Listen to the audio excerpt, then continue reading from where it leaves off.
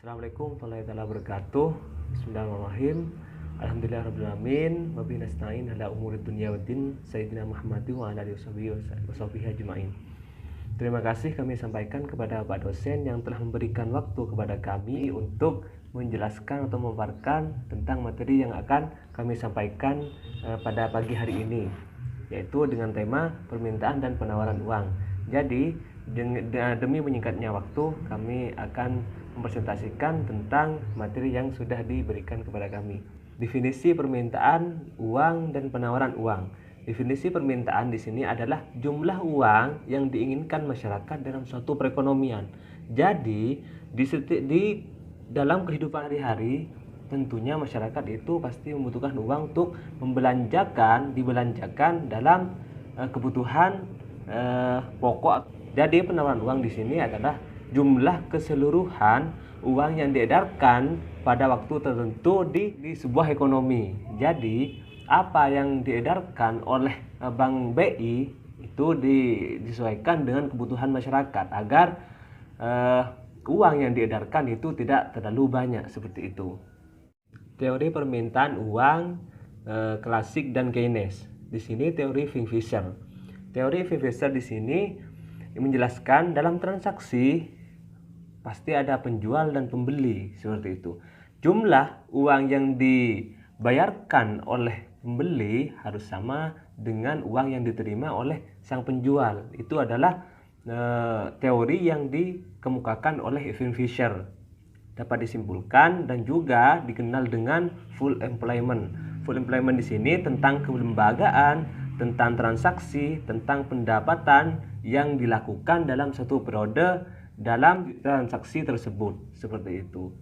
Itu yang dinamakan teori Irving Fisher dengan full employment. Yang kedua yaitu teori comeback. Di sini yang dikemukakan oleh Marshall P. Gow. Marshall P. Gow di sini mendefinisikan tentang masalah untung rugi. Dalam transaksi itu mesti ada yang untung, masih ada yang rugi, seperti itu. Mementingkan tentang untung ruginya, seperti itu. Dan juga dalam transaksi itu pasti di sini akan menjalankan secara kelembagaan ataupun secara seimbang, gitu. Jangan sampai mencari keuntungan sebelah pihak. Itu yang dikemukakan oleh Marshall P. Gow dalam teorinya dikenal dengan ceteris paribus, yang berarti tingkat bunga pendapatan real, maksudnya yaitu tingkat harga dan harapan di masa yang akan datang, seperti itu. Itu adalah teori yang dikemukakan oleh Marshall P. Gow dalam teori Comeback, seperti itu. Yang kedua yaitu teori John Maynard Keynes. Di sini dengan teori ini dikenal dengan liquidity preference, yaitu fungsi yang tidak stabil.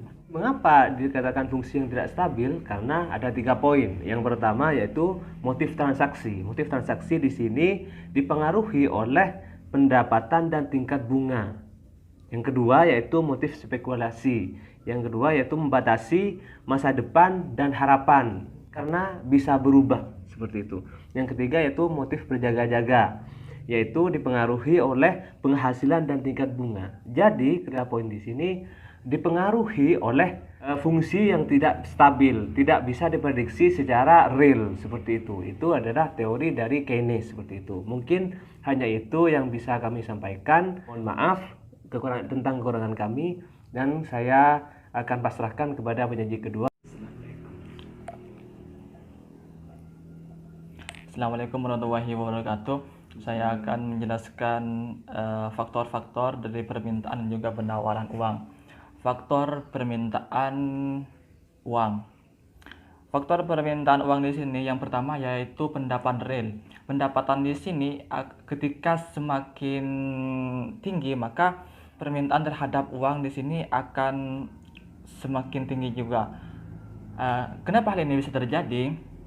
Dikarenakan konsumsi dan tabungan akan bertambah seiring dengan bertambahnya pendapatan. Ini akan berpengaruh terhadap permintaan uang. Nah, itu merupakan faktor yang pertama. Kemudian yang kedua yaitu tingkat suku bunga. Nah, semakin tinggi suku bunga, permintaan akan uang untuk motif spekulasi ini berpengaruh juga terhadap permintaan uang. Ini permintaan uang akan semakin berkurang ketika semakin tinggi suku bunga. Masyarakat ini akan lebih memilih untuk menabung daripada berspekulasi seperti itu, karena tingkat suku bunga ini sedang tinggi. Ini berpengaruh terhadap permintaan uang. Jadi permintaan akan uang ketika tingkat suku bunga ini tinggi, maka permintaan terhadap uang dalam berspekulasi ini akan berkurang seperti itu. Kemudian ada tingkat harga umum. Nah, tingkat harga umum di sini ketika semakin tinggi, maka permintaan akan uang ini semakin bertambah seperti itu. Kenapa hal ini bisa terjadi? Karena harga barang dan juga jasa ini semakin mahal. Nah, untuk membelinya maka diperlukan uang yang banyak. Maka ini akan berpengaruh terhadap permintaan uang. Maka permintaan uang di sini akan bertambah seperti itu. Ini sangat berpengaruh terhadap permintaan uang. Kemudian yang faktor selanjutnya ada fasilitas kredit. Fasilitas kredit. Ketika fasilitas kredit di sini semakin canggih, ini akan memudahkan masyarakat dalam meminjam uang terhadap bank. Maka hal ini akan semakin banyak jumlah uang tunai yang diinginkan masyarakat seperti itu. Begitupun sebaliknya, ketika fasilitas kredit ini dibikin ribet, maka permintaan terhadap uang di sini akan berkurang seperti itu. Kemudian ada faktor-faktor yang mempengaruhi terhadap penawaran uang. Yang pertama yaitu tingkat diskonto. Kita ketahui bersama bahwa tingkat diskonto adalah bunga yang ditetapkan oleh bank sentral kepada bank umum dalam meminjamkan dananya seperti itu. Hal ini ketika tingkat diskonto di sini semakin tinggi, maka semakin sedikit uang yang dipinjam oleh bank umum kepada bank sentral seperti itu. Hal ini mengakibatkan penawaran uang akan berkurang seperti itu. Begitupun sebaliknya, ketika tingkat diskonto ini semakin rendah, maka semakin banyak pula yang dapat dipinjam oleh maksudnya uang yang dipinjam, maka semakin banyak pula uang yang dipinjam oleh bank umum kepada bank sentral seperti itu. Kemudian yang kedua yaitu cadangan kas. Cadangan kas di sini adalah tabungan atau simpanan uang milik bank umum yang ada di bank sentral. Ketika semakin besar cadangan kas yang ditentukan oleh bank sentral, maka jumlah penawaran uang di sini akan juga berkurang. Begitupun sebaliknya, ketika semakin rendah cadangan kas yang ditentukan oleh bank sentral atau Bank Indonesia, maka penawaran uang di sini akan semakin bertambah seperti itu. Itu merupakan faktor yang kedua. Kemudian faktor yang ketiga yaitu kebijakan pasar terbuka. Kebijakan pasar terbuka di sini adalah kebijakan Bank Indonesia dalam membeli ataupun menjual surat berharga milik pemerintah. Misalkan seperti seperti obligasi dan surat utang dan surat-surat berharga lainnya.